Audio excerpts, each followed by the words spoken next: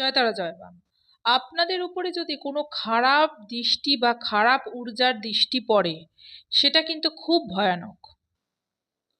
বারবার বলবো এক কথা, সেটা কিন্তু খুব ভয়ানক। কোনো কিছুর খারাপ ঊর্জা যদি আপনাদের ঘরে প্রবেশ করে থাকে, আপনাদের দুয়ারের সামনে বসে থাকে, সেই ক্ষেত্রে জানবেন আপনাদের পতন নিশ্চিত।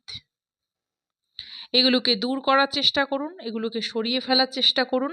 আপনারা যখন বুঝতে পারছেন আপনাদের ঘরে নেগেটিভিটি রয়েছে, খারাপ জিনিস রয়েছে, কিছু দৃষ্টিতে আপনাদের পড়েছে, কিছু সরে যাচ্ছে, কিছু কালো ছায়া পড়ছে আপনাদের, জানবেন এই জিনিস কিন্তু একদম খারাপ ঊর্জার ফলাফল।